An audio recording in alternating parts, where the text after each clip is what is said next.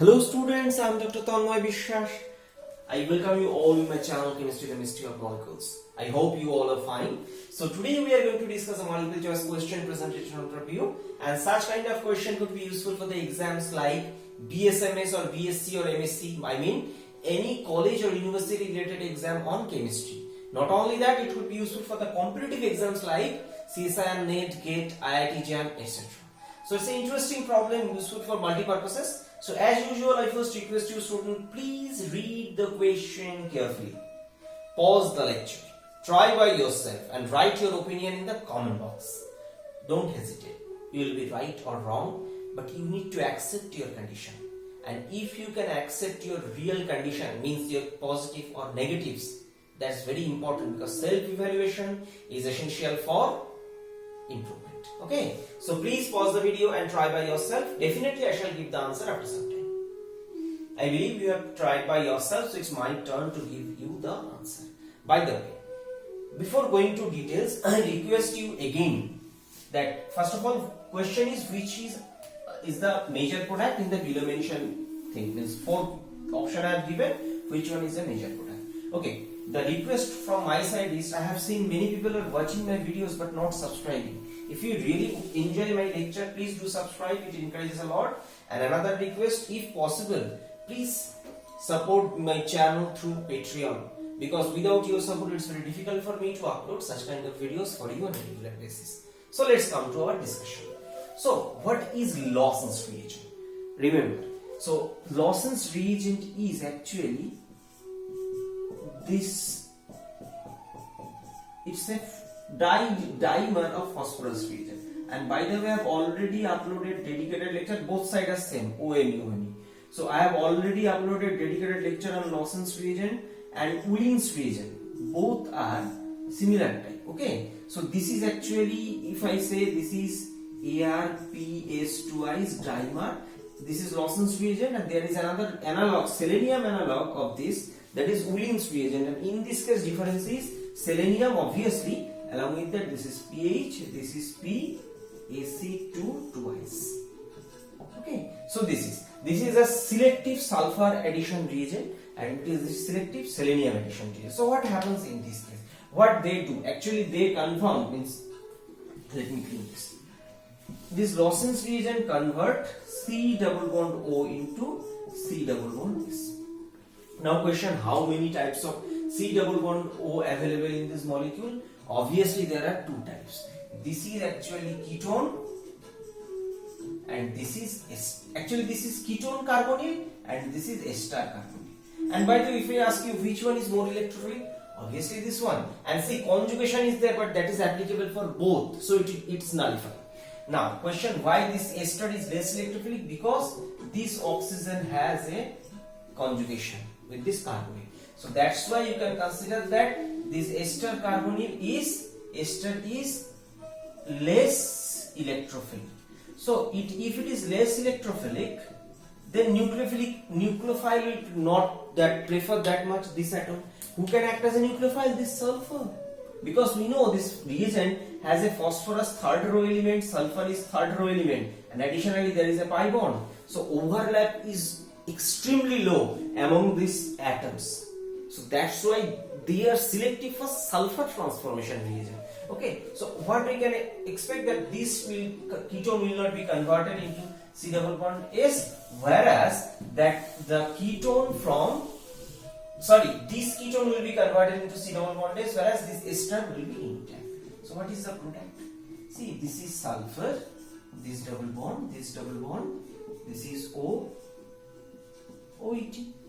Okay, so this is the conversion. Now the thing is that we understood this will convert.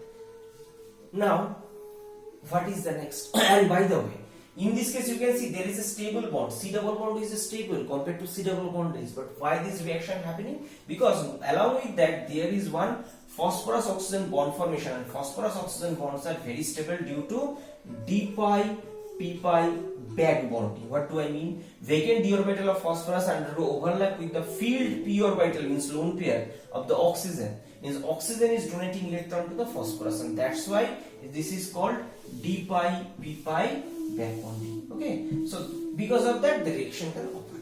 Now, what happens in this case? See, this we got fine. Now this sulfur can do two things. What do I mean two things? See, it has a lone pair and we know that sulfur is very good nucleophile. Why? Because it's a soft compared to oxygen. So what it can do? It can attack either here or here. How can I say that statement? See, if you mark this atom, this sulfur, this is 1, it is 2, 3, 4, 5, 6, 7. Now there are two options. Sulfur can attack 5 or 7 position. Why I am saying why not 6 and 4? See, this, if you look at the alpha beta unsaturated carbonyl, means alpha beta unsaturated ester. Which position is electrophilic? Obviously this ester carbonyl first. Second, it can have a canonical form, means it can come, it can go. So what will be the consequence? OET positive charge here. So from this thing you can clearly see that which center is electrophilic, this center. And why not this? Because remembering always very unstable due to strain. So not possible. Leave this position number 3. So either it can attack position number 5, either it can attack position number 7. So where the attack is expected to occur. Okay. So where the attack is expected to occur. Let's explore the two possibilities. If it attacks this 5 position, then 5 member ring formation will occur. So just do the 5 member ring formation. Okay, so this is the sulfur. So now sulfur is 1, 2, see, second this is the carbonyl. So this is sulfur having, after attack, it will have a positive charge because lone pair is attacking. This second, this is 3, this is in between 3 and 4, this double bond is intact. So 5. And by the way student, when you do ring formation, always prefer to follow this numbering notation because it reduces the chance of mistake. And second, by mistake, it means unexpectedly if you do any mistake, your teacher still can give you some marks because your approach was right. So please follow this notation. So what it will do, this in this part, this is 4 and 5.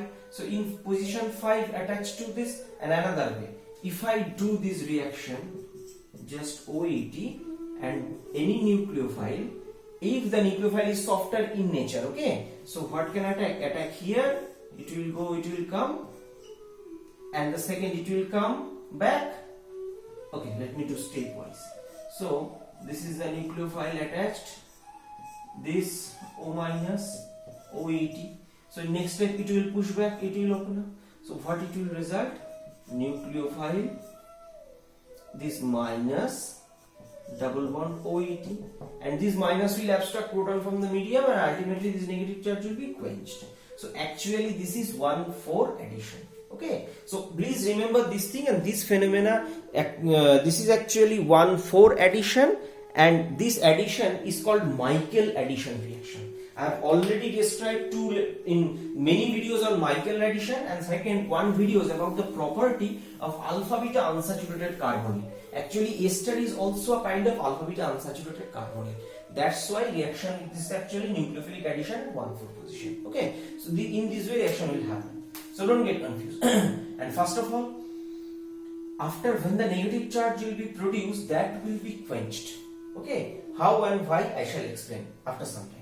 So first point, this, and in this case you need to look at this. What is the role of this? Because DCM is a solvent, low temperature is actually for milder condition.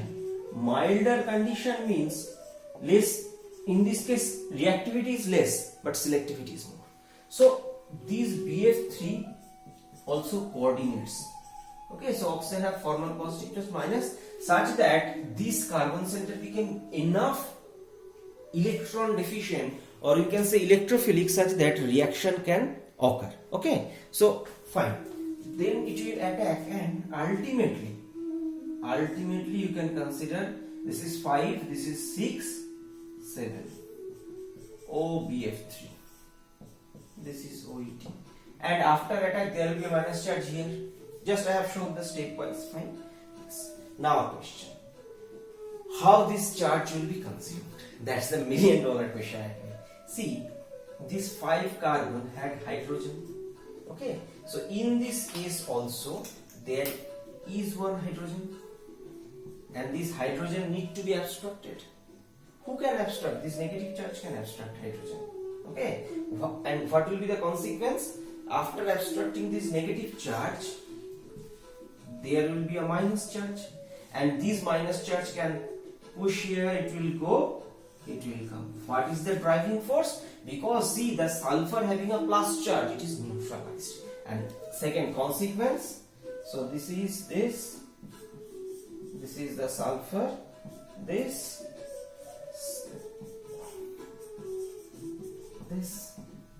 is BF3. Can you guess anything? I guess you should do. What is the driving force? Obviously aromaticity. So the driving force is aromaticity. Now you understood that why this reaction is prone to happen. And remember, aromaticity is a huge stabilization. I have discussed many lectures on aromaticity. You may visit if you want to enjoy that chemistry. So it's a huge stabilization, and that is the driving force. Okay. So this is the actual product, means this is the thing, and Lewis-Hesseby interaction is reversible thing. So this will give. So what is the product? This is which option? This.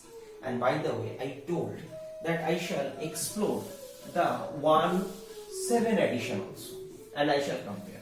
If the sulfur attacks the 7th position, then there will be 1, 2, 7 member ring formation. Let's draw it. Look at carefully, students, how to draw a 7 member ring.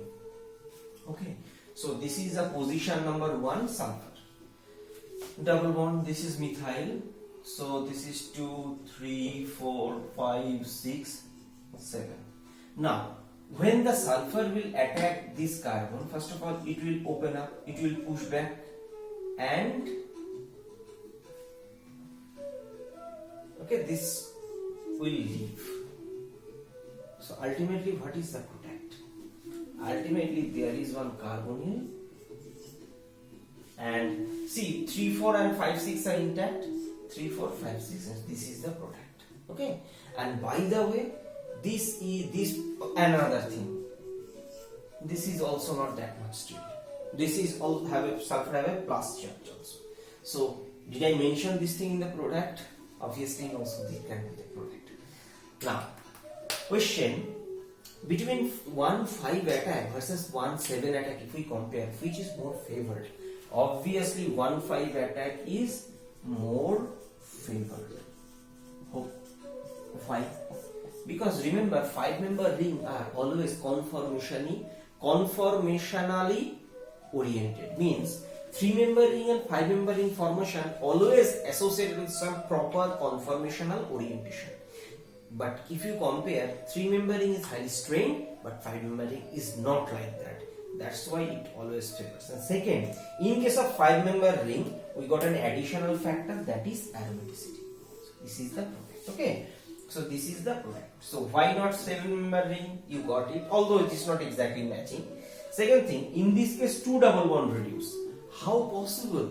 Lawson's reagent is a selective C double bond O to C double bond S formation, or selective aromatization reagent for 1,4-dicarbonyl compound.